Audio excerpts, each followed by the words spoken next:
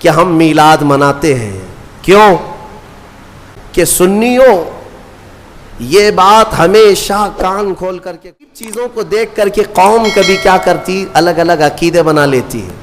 میاں وہ تو عیسیٰ علیہ السلام کا ایک معجزہ ہے، عزیر علیہ السلام کا ایک معجزہ ہے، یہاں میرے رسول کے تو پل پل معجزے ہیں. ہاں، ہر گھڑی معجزے ہیں. تو یہ سارے معجزوں کو دیکھ کر کے کوئی یہ نہ کہے یہ رسول کیسا ہے، اس کی چاند پہ بھی چلتی ہے، سورج پہ بھی چلتی ہے. چاند کو کہے تو پھٹ جائے، سورج کو کہے تو ڈوبنے کے بعد نکل آئے. تو یہ خدا تو نہیں ہے. تو اللہ تعالیٰ نے حکم کیا فرمایا، آئے محبوب آپ فرما دیں کہ میں تمہاری طرح بشر ہوں. یہ بات میں اس لیے عرض کر رہا ہوں کہ سنیوں یہ بات ہمیشہ کان کھول کر کے سن لینا کہ اللہ رب العزت کے ساتھ کبھی بھی ہم رسول کو شریک نہیں کر سکتے، نہ ہی نبی کا درجہ خدا تک بڑھائیں گے، کبھی نہیں. اللہ اللہ ہے، ہاں رسول پاک اس کے محبوب ہیں، خدا نہیں ہو سکتے، خدا نہیں ہو سکتے. یہ بات ہمیشہ یاد رکھنا. اور جو لوگ تم کو یہ الزام لگاتے ہیں کہ تم نبی کو خدا کے برابر کہتے ہو، خدا کے برابر تم نبی کو بنا لیتے ہو، یعنی جیسے اللہ کو مانتے ہو ویسے رسول کو بھی مانتے ہو، دونوں کو برابر مانتے ہو، ان کے لیے یہ جواب ہے کہ ہم میلاد مناتے ہیں. کیوں؟ میلاد اس کی منائی جاتی ہے جو پیدا ہوتا ہے، اور رسول پیدا ہوئے. خدا کی کبھی میلاد منائی؟ کیوں؟ خدا کبھی پیدا نہیں ہوا. لم یلد ولم یولد ہمارا عقیدہ ہے، نہ وہ پیدا ہوا ہے کسی سے اور نہ اس سے کوئی پیدا ہوگا. خدا کی ولادت کا دین نہیں آ سکتا، نہ ہی اس کا میلاد ہو سکتا ہے. رسول کا میلاد سنی منا کر یہ بتاتے ہیں کہ رسول پیدا ہوئے ہیں اور ہم رسول کو خدا کے برابر نہیں مانتے.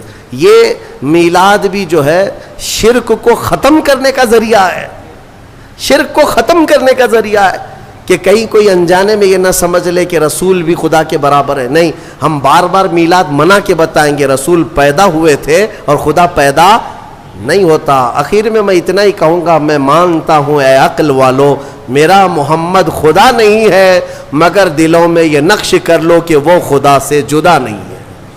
یہ عقیدہ ہے. بہرحال سورہ مائدہ کی کچھ آیتیں آپ کے سامنے عرض کر دیتا ہوں. سورہ مائدہ میں اہم آیت ہے. اللہ تعالیٰ نے فرمایا من قتل نفسا بغیر نفس او فساد فی الارض فکأنما قتل الناس جميعا. جس نے ناحق کسی ایک انسان کا قتل کیا، اس نے پوری انسانیت کا قتل کیا، پورے دنیا کے انسانوں کا قتل کیا. ومن احیاها فکأنما احیا الناس جميعا. اور جس نے کسی ایک کو بچایا، کسی ایک کی زندگی کی حفاظت کیا، گویا کہ اس نے پوری انسانیت کو بچایا. اتنی بات یاد رکھ لینا کہ اگر تمہارے ہاتھوں سے قتل ہوا تو یہ سب سے بڑا گناہ ہے، سب سے بڑا گناہ ہے. مرڈر کرنا، قتل کرنا، اسلام میں اس چیز کی اجازت ہی نہیں ہے. ناحق، ناحق. ہاں حق کے ساتھ کچھ جگہوں پر ہے، کچھ جگہوں پر ہے. وہ قتل و قتال کی باتیں جب آئے یا جہاد کے معاملات آئیں تو وہاں پر میں کبھی ذکر کروں گا، لیکن ناحق کسی کو قتل کرنے کی اجازت اسلام ہرگز نہیں دیتا. اور اسی طرح سے میں یہ بات بھی بتا دوں، حدیث پاک میں ہے آدم علیہ السلام کا بڑا بیٹا حابیل اور چھوٹا بیٹا قابیل، ان دونوں میں لڑائیاں ہوئی عورت کو لے کر کے. دونوں ایک عورت سے شادی کرنا چاہتے تھے. یہ دنیا کی پہلی داستان ہے. آدم علیہ السلام آئے ہیں اور ترنت ابھی اولاد اور نسل شروع ہو رہی ہے. سب سے پہلا جھگڑا جو دنیا میں ہوا ہے وہ عورت کی وجہ سے.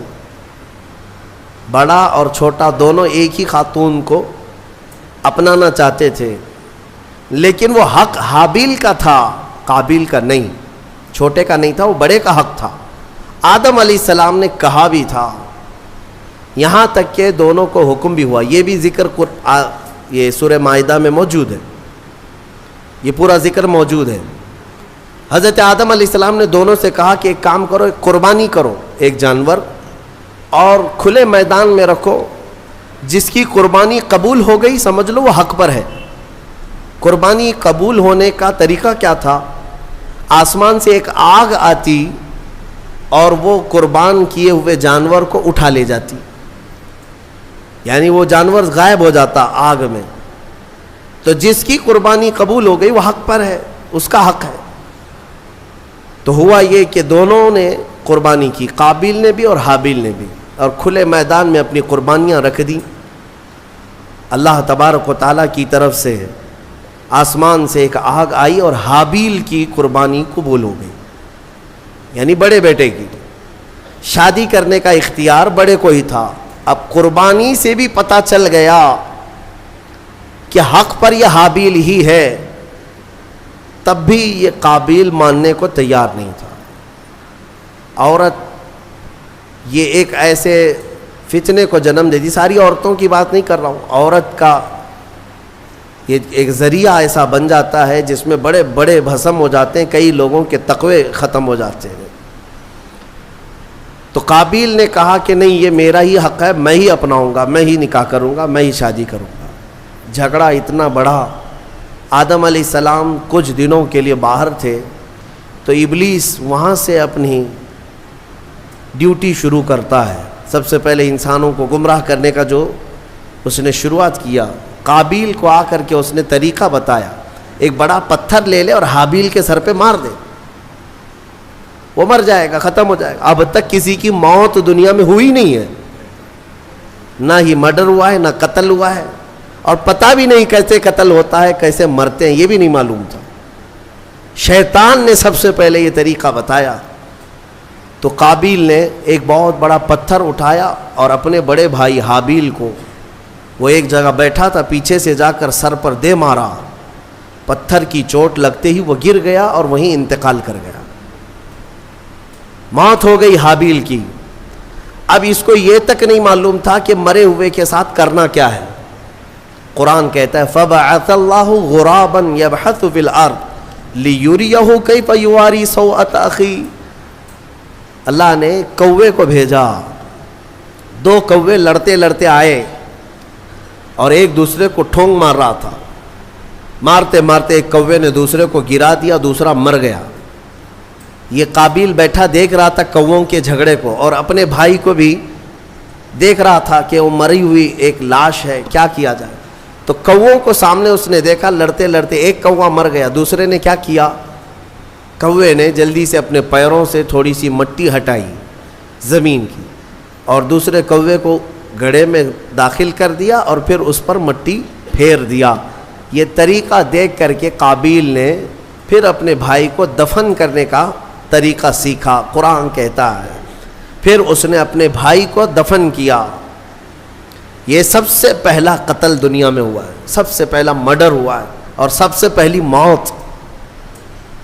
اب حدیث رسول میں تمہیں سنانا چاہتا ہوں، میرے آقا صلی اللہ تعالیٰ علیہ وسلم ارشاد فرماتے ہیں قیامت تک جتنے بھی قتل ہوں گے، قتل کرنے والے کو تو گناہ ہے ہی، لیکن ہر قتل کا گناہ قابیل کو دیا جائے گا، ہر قتل کا گناہ قابیل کو ہوگا، کیونکہ دنیا میں سب سے پہلا گناہ قتل والا اس نے شروع کیا۔ اسی لیے اس سے ریلیٹڈ ایک حدیث پاک بھی میں آپ کے سامنے نظر کر دوں۔ رسول مختار صلی اللہ تعالیٰ علیہ وسلم ارشاد فرماتے من سن سنتا حسنتا فلہ اجرہا واجر من عمل بہا۔ جس نے کوئی نیا طریقہ ایجاد کیا، اللہ تعالیٰ اس ایجاد کرنے کا ثواب بھی اسے دے گا، اور جتنے عمل کرتے رہیں گے ان سب کا بھی ثواب اسے دیا جائے گا، اور عمل کرنے والوں کے ثواب میں کوئی کمی نہیں ہوگی، ان کو سب کو ملتا رہے گا، لیکن جس نے شروع کیا اس کو بھی ملے گا، اس کو سب کے برابر ملے گا۔ وَمَن سَنَّ سُنَّةً سَيِّئَةً فَلَهُ وِزْرُهَا وَوِزْرُ مَنْ عَمِلَ بِهَا۔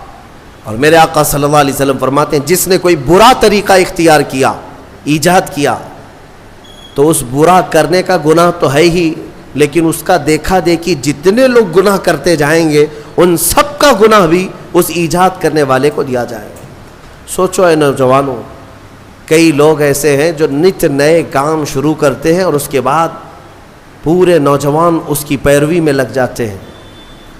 تم کیا سمجھتے ہو کہ آج تم بے ستر ہو کر کے گھومنے لگے, کپڑے پھاڑ کر کے ستر دکھا کر کے گھومنے لگے, تو تم تو یہ سوچتے ہو یہ فیشن ہے, لیکن تمہیں اندازہ نہیں کتنے بچے اس کی نقل کرتے ہیں. تمہیں دیکھ دیکھ کر کے جتنے بچے نقل کریں گے, جتنے حرام کرتے رہیں گے, ان سب کے حرام کا گناہ تمہارے سر پر آئے گا. شروعات تم نے کی ہے, شروعات جس گناہ کی بھی تم کرو گے اس کا گناہ بہت طویل ہے. اسی طرح سے کچھ لوگ ہنسی مذاق میں کچھ ایسے کاموں کی ابتدا کر جاتے ہیں جو ہمیشہ کے لیے لوگ اس کی تقلید کرتے رہتے ہیں اور اس کے پیچھے چلتے رہتے ہیں. یہ گناہ ہے اور اس گناہ کا وبال اور اس کا پورا بوجھ شروع کرنے والے پر ہوتا رہے گا. اس لیے میرے عزیزو, خدا را کبھی اپنی طرف سے کوئی ایسا برا کام مت ایجاد کرنا کہ جو کنٹینیو ہو جائے اور پھر تمہاری نقل کرتے کرتے ہزاروں نہیں لاکھوں لوگ اس گناہ میں مبتلا ہو جائے. ہو سکے تو کوئی ایسا نیک کام شروع کر کے جاؤ, کوئی ایک نیک کام شروع کر کے جاؤ کہ جتنے وہ کام کرتے جائیں گے وہ سب کا ثواب تمہیں ملتا رہے گا. ہم نے دیکھا ہے بزرگوں نے جو بھی کرنا شروع کیا تو کوئی نہ کوئی نیکی ہی ہمارے معاشرے میں ڈالی ہے, کوئی نہ کوئی نیکی ہی شروع کی ہے. آج پوری دنیا میں جہاں بھی جاتا ہوں دیکھتا ہوں, ہندوستان بھر کے ہر خطے میں, ہر علاقے میں چھوٹی چھوٹی گلیوں سے بھی بچے نکلتے ہیں, ہمیں دیکھتے ہیں تو لبیک یا رسول اللہ کہتے ہیں, لبیک یا رسول اللہ, لبیک یا رسول اللہ, یہ نعرہ لگاتے ہیں. اس نعرے کو دینے والا ایک مرد قلندر خادم حسین رضی تھا. سب کو پتا ہے, دنیا جانتی ہے, ایک نئے کام کی ابتدا کیا تھا اور وہ تو قبر میں سو رہا ہے. لاکھوں جو نعرہ لگاتے ہیں سب کا ثواب اس کی قبر میں پہنچتا رہے گا. ہو سکے تو کچھ ایسا کرو کہ جس سے تمہاری قبر میں اجر کا سلسلہ کنٹینیو ہو جائے. ایسا نہیں کہ گناہوں کی شروعات کر دیا. نعوذ باللہ من ذالک. کئی نوجوانوں کو ہم نے دیکھا کہ ان کو جو کچھ بھی ملا ہے, ارے بڑے پڑھے لکھے نوجوان, ان کی پوری راتیں, ان کا پورا دن ٹک ٹاک پہ گزرتا رہا ہے, مجرے کرنے میں, ننگے ہونے میں, نئے کام شروع کرنے میں. ایسے نوجوانوں کو دیکھا جو مخنث بننا پسند کرے, ہجڑا بننا پسند کرتے ہیں, صرف لوگوں کو ہنسانے کے لیے, دکھانے کے لیے. مرد عورتوں کا لباس پہن کر کے, عورتیں مردوں کا لباس پہن کر کے ناچ کر کے دکھائے. ہم نے پوچھا یہ کیا ہے, اس سے ہوتا کیا ہے؟ کہا بس منورنجن ہے. کہا پھر تیار رہو قبر میں سارے منورنجن کے لیے. جتنوں کو تم نے تباہ و برباد کیا, جتنوں کے اخلاق کو تم نے ختم کیا, ان سب کا بھی وبال تمہارے اوپر ہوگا. حدیث رسول ہے, برے کام کی ابتدا تم سے نہ ہونے پائے.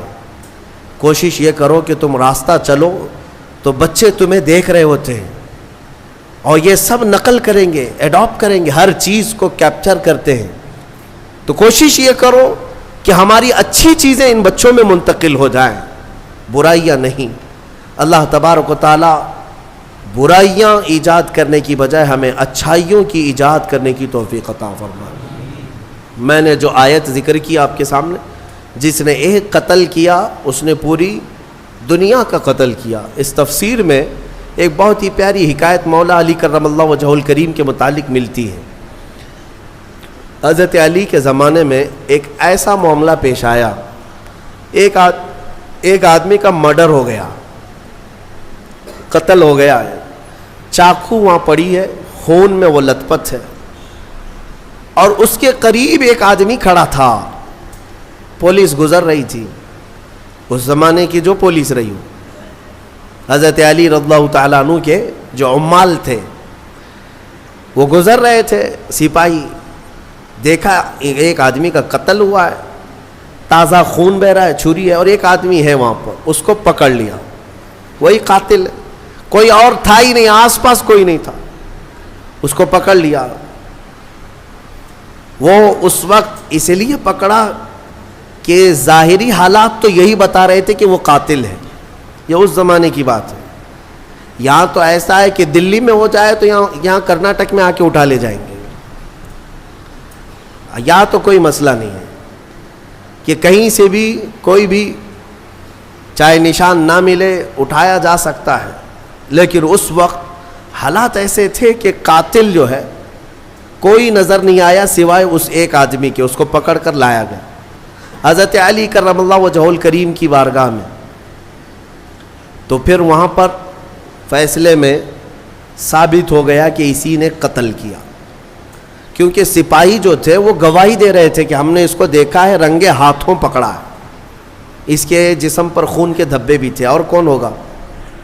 تو بہرحال حضرت علی نے فیصلہ سنایا کہ قاتل ہے، اس کی سزا قتل ہے، قصاص میں قتل ہوگا۔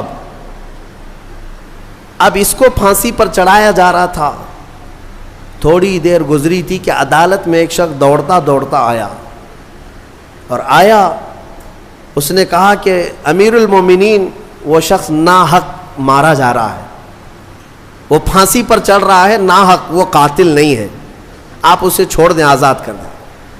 حضرت علی نے پوچھا پھر قاتل کون ہے؟ اس نے کہا میں ہوں، میں نے قتل کیا، لیکن میں وہاں سے ایسے غائب ہو گیا تھا کہ یہ شخص موجود تھا، اس نے چھری بھی اٹھائی اور اس کے ہاتھ پیر خون سے لال بھی تھے، لیکن اصل میں مجرم ہوں، اسے چھوڑ دیں۔ مجھے اس پر ترس آ گیا کہ ناحق وہ مارا جا رہا ہے، اس لیے میں حاضر ہو گیا، اسے چھوڑ دیں۔ حضرت علی نے اسے چھوڑ دیا۔ اب جو اصلی قاتل تھا اسے پکڑا گیا، اس کو لایا گیا۔ اب ظاہر سی بات ہے، اب یہ اقبالی مجرم ہے، اقراری مجرم ہے، تو اس کو جب سزا سنائی جا رہی تھی تو حضرت امام حسن رضی اللہ تعالیٰ عنہ، حضرت علی کے صاحبزادے، عمر اس وقت جو بھی رہی وہ جوان تھے، آئے دربار میں، کہا کہ امیر المومنین اس شخص کو بھی آزاد کر دیجیے، اس شخص کو بھی آزاد کر دیجیے، آپ معاف کر دیجیے۔ کہا کیسے؟ ایک قاتل کو کیسے آزاد کیا جا سکتا ہے؟ تب حضرت امام حسن نے اسی آیت سے استدلال کیا، دلیل میں یہ آیت پیش کیا، ابا جان کیا ہم نے قرآن میں یہ نہیں پڑھا؟ اللہ تعالیٰ فرماتا ہے جس نے کسی ایک کا قتل کیا گویا کہ اس نے پوری انسانیت کا قتل کیا، تو قاتل کو سزا تو ہونی ہے، لیکن آگے رب نے یہ بھی فرمایا جس نے کسی ایک کو بچایا اس نے پوری انسانیت کو بچایا۔ اس ایک بندے نے ناحق مرنے والے کو بچا لیا، آپ کے ہاتھوں وہ پھانسی پر چڑھ جاتا، ناحق مرتا، اس کو اس نے بچایا، اس بچانے کی وجہ سے اس کو آپ آزاد کرتے۔ فیصلے میں اس شخص کو آزاد کیا گیا۔ میرے عزیزو، یہ آیت کریمہ سے میں یہ بتانا چاہوں گا کہ الحمدللہ اسلام نہ کبھی آتنک، نہ دہشت، نہ ٹیرر جیسے الفاظ کا اپیوگ کرتا ہے، استعمال کرتا ہے، اور نہ ہی ہم نے کبھی اپنی ڈکشنریوں میں اس کو دیکھا ہے۔ قتل اور ڈرانا دھمکانا یہ دنیا کے حصے میں ہے، اسلام کے دامن میں نہیں ہے۔ الحمدللہ یہ ہو کیا رہا ہے، ہمارے لوگ پڑھے لکھے کم ہیں، اور جو میڈیا بتا دے اس کو آمنا صدقنا کر جاتے ہیں۔ ہاں صبح سے شام تک یہ بھونک رہے ہیں صحیح ہوگا، دیکھ کر کے کچھ لوگوں کو ایسا لگنے لگا ہے کہ ہاں یہ صحیح ہوگا۔ ان کا کام یہ ہے کہ ایک جھوٹ کو 100 بار بولتے جائیں۔ میاں یہ میڈیا کب بکرے کو کتا بنائے اور کب کتے کو بلی بنائے تمہیں کچھ نہیں پتا چلے گا، تم تو مانتے رہ جاؤ گے۔ آپ نے سنا ہوگا نا، ایک شخص بازار سے بکرا خریدا، 3 لوگوں نے طے کر لیا تھا کہ اس کو ہڑپنا ہے، لیکن پلاننگ کیسے کی تھی؟ 4 لوگ تھے، یہ چاروں ٹھگیوں نے برابر فاصلے پہ راستے میں کھڑے ہو گئے۔ بکرا خریدا ہے بیچارہ بھولا آدمی، لے جا رہا ہے گھر پہ، پہلا والا اس سے کہتا میاں کتا کتنے کا خریدے؟ جھگڑنے لگ گیا کہ بیوقوف ہے، کتا لگ رہا ہے تجھ کو، یہ بکرا ہے، مارکیٹ سے ابھی خرید لایا ہوں، آنکھیں ہیں یہ کیا ہے تیری؟ بہت جھگڑا کیا۔ بہرحال پہلا والا تو چلا گیا، آگے وہ چلا، تھوڑی دیر کے بعد راستے میں دوسرا والا تھا، وہ بھی انجان بن کے کھڑا تھا۔ گزرتے اس نے کہا میاں کتا تو بڑا اچھا ہے تمہارا، سیم ورڈ، سیم وہی بات کہا۔ تو پھر اس کو غصہ آیا کہ بھائی یہ کتا کیوں کہہ رہے ہو، بکرا ہے، لیکن دل میں تھوڑا سا ہونے لگا، پہلا والا بھی بولا اب یہ دوسرا والا بھی بولا۔ اس کے بعد پھر اس سے بھی تھوڑا تو جھگڑا ہوا، آگے بڑھا تیسرا بھی برابر پوائنٹ پہ کھڑا تھا. ایک دوسرے کی کوئی شکل ملتی جلتی نہیں ہے, لباس نہیں ہے, راستہ الگ ہے. تیسرا بھی ملا اور کہا میاں کتا کتنے کا خریدے؟ بہت اچھا کتا ہے. اب اس کا شک بڑھ گیا, میری آنکھیں تو کہیں اندھی نہیں ہیں, میں بکرا لایا تھا کہ کتا لایا؟ وہ ٹٹول کر کے دیکھنے لگا, کہیں دھوکہ مجھے تو نہیں ہو رہا ہے. ایسا کیسے ہو سکتا ہے کہ تین لوگ وہ بھی راستے میں الگ الگ, سب کتا ہی بول رہے ہیں, بکرا نہیں کہہ رہے. اس کو بہت دل میں یہ ملال ہونے لگا کہ مجھے میری آنکھوں میں کچھ ہو گیا ہے. آگے گھر قریب تھا کہ چوتھے نے آخری کیل ٹھونک دی. چوتھے نے کہا میاں کتا تو بہت اچھا ہے آپ کا, کتنے کا کتا خریدے؟ اب بیچارہ وہ بکرا چھوڑ کر بھاگا. نہیں, مجھ سے ہی غلطی ہوئی ہے. ایک آدمی بولتا, دو بولتے, یہ چار لوگ اس کو کتا ہی بول رہے ہیں. یہ بکرا نہیں ہے, کتا ہے. یہ ساری میڈیا اسی طرح کتا بنا رہے ہیں, اسی طرح کتا بنا رہے ہیں. تمہارے پاس بکرا ہے, لیکن بار بار جب کتا کتا کہا جاتا ہے تو لگنے لگتا ہے کہ کہیں ایسا تو نہیں ہے کہ میرے پاس بکرا نہیں ہے. میرے عزیزو, ایک بات یاد رکھنا, یہ دن میں 100 مرتبہ تسبیح پڑھیں تمہارے لیے, تمہارے خلاف, تب بھی قرآن کہتا ہے کہ ایمان والے استقامت والے ہوتے ہیں.